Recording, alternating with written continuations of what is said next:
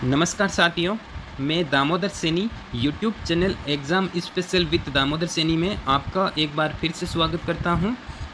आज अपन चर्चा करेंगे कि जो एलडीसी के डीवी के बाद की जो प्रोसेस है, तो उसमें आपका कितना टाइम लगेगा और आपका जो फाइनल रिज़ल्ट और आपकी फाइनल जॉइनिंग वो आपकी कब तक होगी।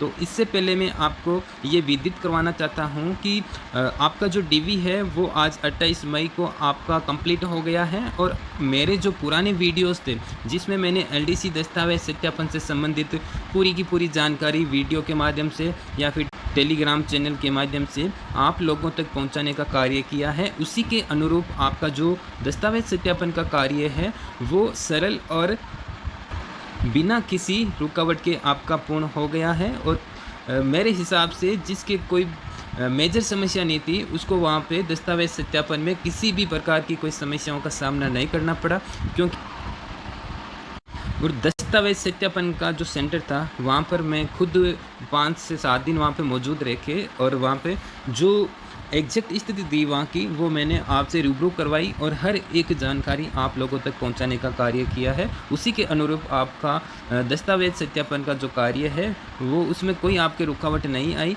और कुछ लोगों को जैसे प्रोविज़नल किया गया है, कुछ को बायोमेट्रिक में समस्या आई है। तो जो ऐसे लोग हैं इनके बारे में भी अपन लास्ट में डिस्कशन करेंगे, इनका क्या सॉल्यूशन है। और सबसे पहले अपन पॉइंट वाइज चर्चा करेंगे। सबसे पहला पॉइंट अपन का ये रहेगा कि एलडीसी डीवी के बाद का जो प्रोसेस है आगे क्या होगा, और उसके बाद अपन रिजल्ट कब आएगा उसका इसके बारे में चर्चा करेंगे, और आपको ज्वाइनिंग कब मिलेगी इसके बारे में भी अपन चर्चा करेंगे। और बायोमेट्रिक और प्रोविजनल इन जो लोगों के समस्या आई थी इसके रिगार्डिंग उनके ऊपर भी 1 बाय 1 अपन चर्चा करेंगे। और जो एलडीसी का जो फाइनल सिलेक्शन की जो सेप रैंक है उसका 3 से 4 दिन में मैं अलग से वीडियो बनाकर आप लोगों को अच्छे से समझा दूंगा, ताकि आपको किसी भी प्रकार की कोई दुविधा ना हो और इधर उधर भटकने की कहीं आवश्यकता ना पड़े। और एक आदमी के ऊपर एक भरोसा होता है वो बने रहना चाहिए। और ये मेरे लिए भी खुशी की बात है कि लोगों को मेरा यूट्यूब का जो सेप रैंक का वीडियो देखने के लिए कितनी उनको इंतज़ार हैं। ग्रुप में जैसे मैसेज आप लोग करते आ रहे हो कि वीडियो बनाओ, जल्दी से वीडियो बनाओ, तो मैं भी देख रहा हूँ कि आप लोगों को कितनी चाहत है उस वीडियो के लिए। क्योंकि एक जो विश्वास होता है आदमी के प्रति वो आप लोगों ने मुझे दिखाया है और आप लोगों विश्वास करते हो, और मैं उसके ऊपर जैसे खरा उतरूँ मैं पूरी से पूरी वही कोशिश कर रहा हूँ। और पूरी जो एलडीसी की जो भर्ती है मैंने एज ए लीडर उसको अच्छे से लीड किया है, और जो भी जानकारी थी छोटी से छोटी वो मैंने आप लोगों तक पहुँचाने का कार्य किया है। सबसे पहले अगर आप YouTube चैनल पर नए स्टूडेंट हो, अभी तक आपने मेरा YouTube चैनल सब्सक्राइब नहीं किया है, तो आपसे विशेष निवेदन है कि कृपया आप इस YouTube चैनल को आप एक बार सब्सक्राइब ज़रूर करें और लाइक और कमेंट करके ज़रूर बताएं कि आपको जो मेरे प्रयास किए गए हैं वो आपको कैसा लगा।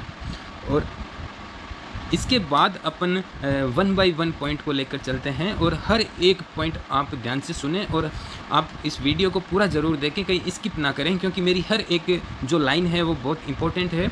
और ये मैं अपनी ओर से नहीं बता रहा, ये जो एक एक लाइन में जो बोलूँगा ना इसके पीछे ज़रूर कोई ना कोई कारण होगा, वो उसका मैं कारण आपको ज़रूर दूंगा उसका। और जो अब तक की जो मैंने जानकारी प्रोवाइड की है यूट्यूब पे या फिर अपने जो टेलीग्राम चैनल है एग्ज़ाम स्पेशल, उस पर लगभग सारी की सारी जो जानकारी थी वो 100% सत्य ही हुई है। और मैं ऐसा आप लोगों से भी आशा करता हूँ कि आप भी ऐसे मुझ पे भरोसा करें और टेलीग्राम चैनल या फिर यूट्यूब से आप जुड़े रहिए।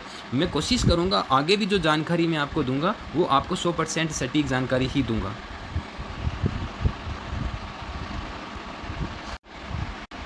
जैसा कि आप सभी लोगों को पता है कि आज 28 तारीख को लास्ट डीवी था, और सुचारू रूप से जो आज दस्तावेज सत्यापन का जो कार्य था वो कंप्लीट हो चुका है। और किसी भी दुविधा के बिना ये काम शिक्षा विभाग ने अपने सही तरीके से और जितना जल्दी हो सका उनसे उतना जल्दी करने की कोशिश की है। मात्र 11-12 दिन में उन्होंने इस कार्य को अंजाम दिया है, जो कि अपने आप में बहुत ही प्रशंसनीय है। तो इसके बाद की जो प्रोसेस है उसमें भी शिक्षा विभाग चाहेगा कि अपने इस तरह का जो भी काम है, शिक्षा विभाग के इस तरह का जो काम है वो जल्दी से जल्दी निपटाने की कोशिश करेगा। इस फिराक में अभी शिक्षा विभाग हैं। और इसके बाद आपको मैं बताना चाहूँगा कि जैसे जो अब्सेंट वाले बच्चे थे, अब्सेंट वाले जो भी स्टूडेंट थे, उनका जो अभी 28 के बाद में जैसे संभावित जो भी तिथि है वो 2 तारीख जैसे बताई जा रही है। हो सकता है कुछ चेंजेज भी हो सकते हैं उसमें, लेकिन आप मान के चलो 2 के आसपास हो जानी चाहिए, 2 या 7, इन दोनों में से मतलब दोनों ही दे सकते हैं। हो सकता है 2 तारीख को भी कुछ लोगों के एग्ज़ाम हो या किसी कारणवश से वो आ नहीं पाए, तो एक उनको और मौका दे दिया जाए 7 तारीख को, ऐसा भी कर सकते हैं। अभी फाइनल डिसाइड नहीं हुआ है, जैसे ही उनका नोटिफिकेशन आएगा वो डिसाइड हो जाएगा कि आपका जो एब्सेंट वाले लोग हैं उनका डीवी कब होगा। तो उसमें जितने भी एब्सेंट थे उन सब का डाटा आ जाएगा कि कितने लोग एब्सेंट थे उनका। अभी जितने भी पीएच कैंडिडेट थे उनका दस्तावेज सत्यापन के समय अभी उनके एक रिमार्क डाला गया है कि आपका जो मेडिकल है वो एसएमएस हॉस्पिटल में ही होगा, उसके बाद ही आपको पात्र माना जाएगा। तो अभी जितने भी पीएच वाले कैंडिडेट थे उन सब का अभी प्रोविजनल में ही रखा है, किसी को भी एलिजिबल नहीं किया है।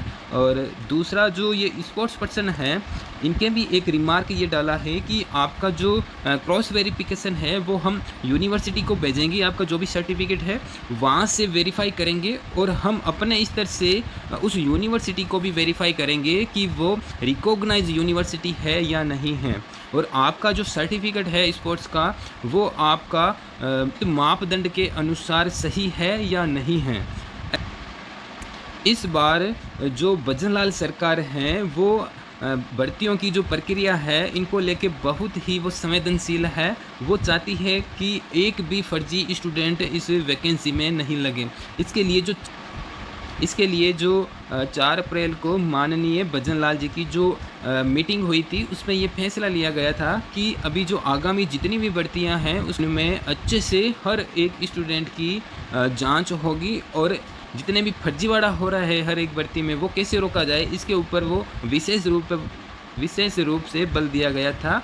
और ये फर्जी स्पोर्ट सर्टिफिकेट या फिर फर्जी पीएच सर्टिफिकेट या फर्जी जो भी डाइवोर्स सर्टिफिकेट है इनके ऊपर भी अच्छे से जो उनकी टीम है वो काम करी है। इसलिए पीएच वालों का जो मेडिकल है वो पहले मेडिकल होगा, उसके बाद ही उनको फाइनलाइज किया जाएगा। ऐसे ही स्पोर्ट्स पर्सन वालों को पहले उसकी जो जांच होगी अच्छे से, उसके बाद ही फाइनलाइज किया जाएगा।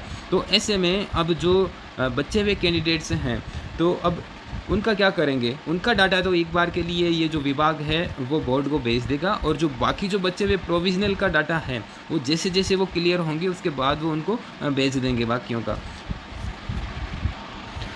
इसके बाद अपन नेक्स्ट बिंदु पर चलते हैं। रिजल्ट है एलडीसी का जो फाइनल रिजल्ट है उसके ऊपर अपन चर्चा कर लेते हैं। देखो इसमें 2 पॉसिबिलिटी हैं रिजल्ट की। अगर देखो जो प्रोविजनल में रखे गए हैं जो पीएच वाले हैं या फिर स्पोर्ट्स पर्सन हैं इनको जो प्रोविजनल में रखा गया है, अगर ये चाहते हैं कि भाई इनका रिजल्ट अलग से आए बाद में आए तब तो क्या करेंगे कि ये जो शिक्षा विभाग हैं वो जल्द से जल्द अपना जो जितने भी डाटा है इनके पास में दस्तावेज सत्यापन का वो बोर्ड को भेज देंगे। तो ऐसे में जो एक पॉसिबिलिटी वो जो बनती है वो 20 जून से पहले की बनती है कि अगर ऐसा करते हैं कि वो जो प्रोविजनल वालों को अलग से रिजल्ट निकालेंगे और अपना पहले रिजल्ट निकाल देंगे तो 20 जून से पहले भी वो रिजल्ट निकाल सकते हैं। और जो आगामी जो आने वाला रोजगार मेला है उसमें हमें आपको बधाई पत्र मिल सकता है। अब ज्वाइनिंग की भी बात करेंगे कि वो कब पॉसिबल हो सकती है, लेकिन इससे पहले रिजल्ट का एक बार आपको मैं दोनों पॉसिबिलिटी बता देता हूँ।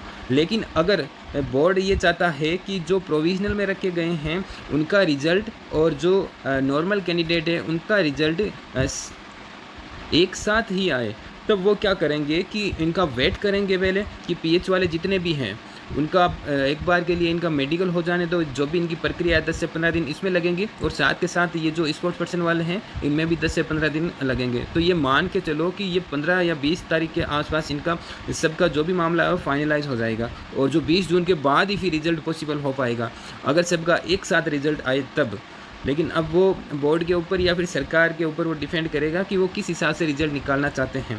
अगर वो चाहते हैं कि जल्दी से जल्दी ज्वाइनिंग दें और या फिर जल्दी से जल्दी जो रोज़गार मेला है उसमें इस भर्ती को मेंशन किया जाए तब तो वो ऐसा करेंगे कि जो हॉरिजेंटल वालों की जो सीटें हैं वो एक बार के लिए वो रिजर्व रखकर बाकी जो सीटें बची हुई है उनके ऊपर रिजल्ट निकाल दें। वो ऐसा भी वो कर सकते हैं। बाकी देखते हैं, अभी एक बार बोर्ड के पास डाटा पहुँचने के बाद ही ये स्थिति क्लियर हो पाएगी। वो अभी कुछ दिन बाद में जैसे 4-5 दिन में बोर्ड के पास वो डाटा आराम से पहुंच जाएगा। जैसे ये अभी जो एब्सेंट जितने भी एब्सेंट कैंडिडेट हैं उनका एक बार डीवी हो जाए। डीवी होने के तुरंत 1-2 दिन में ये सारा का सारा जो डाटा है वो कलेक्ट करके वहाँ बोर्ड पहुँचा देंगे। उसके बाद जो बोर्ड है वो डिसाइड करेगा कि इनका रिजल्ट कैसे क्या निकालना है। तो मैंने आपको दोनों पॉसिबिलिटी बता दी, 20 जून से पहले की और 20 जून के बाद की भी।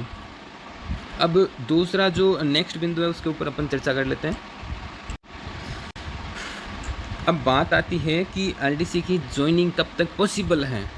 अभी के डाटा के हिसाब से या फिर अभी की जो इन्फॉर्मेशन है उसके हिसाब से मुझे यूँ लग रहा है कि जो अपनी जो ज्वाइनिंग है, फाइनल जो ज्वाइनिंग है वो जुलाई एंड या फिर अगस्त के बाद में ही लगेगी। वो इसके पीछे रीज़न मैं बताता हूँ आपको। अब जैसे पहले ये जो जुलाई में जो रोज़गार मेला होगा, अगर ये 10 तारीख से पहले रोज़गार मेला हो जाता है तब तो अपन को जो ज्वाइनिंग है 10 जुलाई से पहले ज्वाइनिंग किसी भी कंडीशन में पॉसिबल नहीं है। इसके पीछे भी रीज़न आपको मैंने अभी बता दिया था कि कैसे पॉसिबल नहीं है, क्योंकि 1 महीने में सारी चीज़ें इतनी पॉसिबल नहीं हैं। हो सकता है जो अगर इस एलडीसी भर्ती को रोज़गार मेले में शामिल भी कर दिया जाता है ना, तो वो क्या करेंगे कि जो एलडीसी का जो बधाई पत्र है, एक कच्ची नियुक्ति जिसको बोलते हैं, 1 गुना का रिजल्ट निकाल के और जो कच्ची नियुक्ति अपन को दे सकते हैं इस रोज़गार मेले में। 1 गुना का रिजल्ट तो पॉसिबल है लेकिन ज्वाइनिंग पॉसिबल नहीं है रोज़गार मेले तक ना। ये वो लोग कर सकते हैं सरकार कि भाई हमने एलडीसी वालों को ये जो नियुक्ति दे दी है, जो कच्ची नियुक्ति होती है वो। लेकिन अब जो अधीनस्थ विभाग में बहुत सारे डिपार्टमेंट्स हैं तो उनकी पहले काउंसलिंग करवाएंगे, फिर डिस्ट्रिक्ट अलॉटमेंट होगा, तो इन सारी जो प्रोसेस है इनमें टाइम लगता है। इसलिए फिर ये जुलाई अंतिम में या फिर ये अगस्त तक भी जा सकता है। रियलिटी तो यही है और बाकी देखते हैं कि सरकार कितनी फास्ट काम करती है अपने स्तर पर, उसके हिसाब से फिर देखा जाएगा। बाकी जो अभी का जो रोज़गार मेला है, अगर उसमें एलडीसी भर्ती शामिल हो जाती है तो अपन को सिर्फ और सिर्फ जिसको अपन बधाई पत्र बोल सकते हैं। लेकिन जो अपनी फाइनल जो डिपार्टमेंट के थ्रू अपन को ज्वाइनिंग मिलेगी उसमें तो टाइम लगेगा, वो जुलाई एंड या अगस्त में जा सकता है, ऐसी संभावना है। देखो सबसे पहला इसमें ये बिंदु है, जो बायोमेट्रिक वाले थे पर डे लगभग 8-10 स्टूडेंट्स ऐसे थे जिनकी बायोमेट्रिक फैच नहीं हो रहे थे, जिनका फेस तो मैच कर पा रहा था लेकिन जो इनका थंब में हो सकता है किसी कट लग गया हो या फिर उस टाइम कुछ मान लो इन्फेक्शन वगैरह हो रखा था टाइपिंग के टाइम में, अभी वो मैच नहीं कर पा रहा हो या अभी इन्फेक्शन हो गया हो, तो किसी ना किसी कारण से उनका जो बायोमेट्रिक कंप्लीट नहीं हो पाया हो, तो उन एक रिमार्क में ये डाला गया है उनके कि उनका बायोमेट्रिक फेच नहीं हुआ है, जबकि उनका फेस रिकॉग्नाइज हो गया है। उसके बाद उनका जो डॉक्यूमेंट वेरिफिकेशन का काम है वो कंप्लीट तो हो गया है, लेकिन उनको कहीं ना कहीं डर इस बात का है कि कहीं वो उनको प्रोविजनल में ना डाल दें।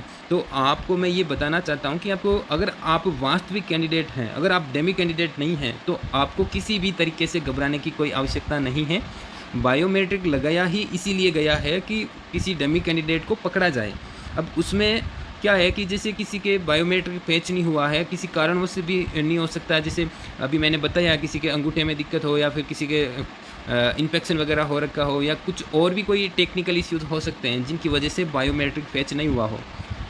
तो इसका मतलब अब इनके साथ क्या होगा, जैसा मैंने वहाँ पे जो भी उच्च अधिकारी वगैरह थे, जो डीवी प्रभारी वगैरह थे, उनको मैंने ये बात पूछा कि इनका कब क्या होगा, तो उन्होंने ये बोला कि जैसे सबका 28 तारीख को डीवी हो जाएगा उसके बाद हम लोग बोर्ड के साथ मीटिंग लेंगे और बोर्ड फिर तय करेगा कि इनको दोबारा से बुलाया जाए और या फिर इनका जो बायोडाटा पुराना देखकर और इनको वहीं पात्र कर दिया जाए। तो इनका जो भी फैसला होगा वो अब RSM SSB बोर्ड ही करेगा कि बायोमेट्रिक जिनका फेच नहीं हुआ इनका क्या किया जाए। तो आपको किसी को घबराने की आवश्यकता नहीं है अगर आप रियल कैंडिडेट हो तो। दूसरी बात ये प्रोविजनल वाली है। अब इसमें कुछ साथी ऐसे लोग हैं जिनको गलती से प्रोविजनल कर दिया गया हो, जैसे किसी की जाति प्रमाण पत्र की जो वैधता थी वो, जैसे उन्होंने क्या किया कि जो आवेदन की अंतिम तिथि है उसके बाद का लगाया है, तो उनको क्या किया कि जैसे 14 तारीख को पहले दिन 3-4 लोगों को ऐसे प्रोविजनल में वहाँ पे डाला था, तो उनको उस टाइम डीवी की जो टीम थी हो सकता है उनको जानकारी ना हो इस बात की, इसलिए उनको एक बार के लिए प्रोविजनल में डाल दिया हो। लेकिन आपको किसी भी प्रकार से घबराने की कोई आवश्यकता नहीं है। अभी क्या करेंगे कि दोबारा से जितने भी जो प्रोविजनल में रखे गए हैं उनकी अच्छे से दोबारा से जाँच होगी।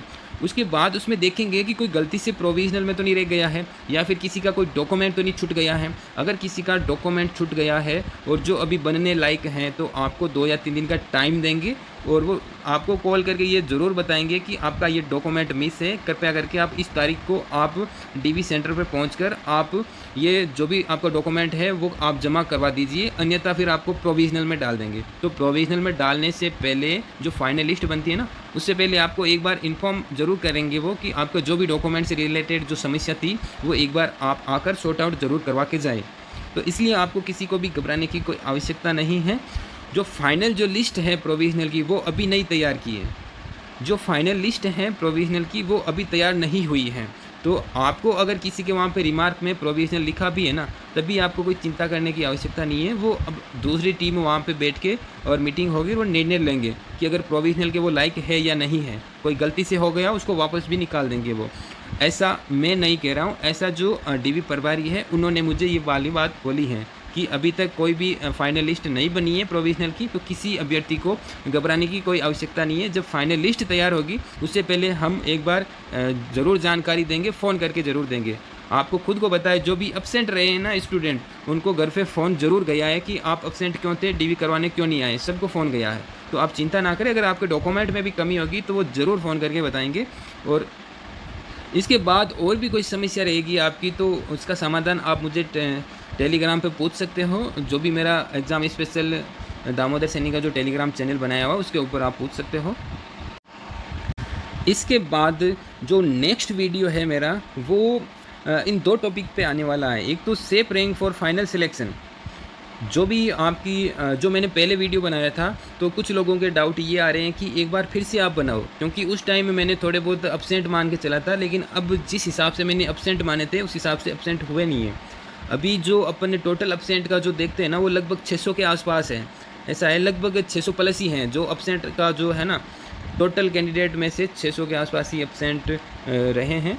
और जो अब फाइनल जो लिस्ट आएगी उसमें पता चल ही जाएगा कि 600 प्लस हैं या फिर 600 से कम है। बाकी उसके बाद मैं चाहता हूँ कि एक बार मेरे पास वो लिस्ट आ जाए जिसमें पीएच वाले, स्पोर्ट्स पर्सन वाले वो कितने एब्सेंट थे, तो उनमें हल्का फुल्का थोड़ा आइडिया लगा के और फिर उस हिसाब से ही मैं जो हॉरिजेंटल की जो कटौती है उस हिसाब से करके और एग्जैक्ट फिर रैंक का जो कैलकुलेशन है वो करके आपके सामने लाऊं।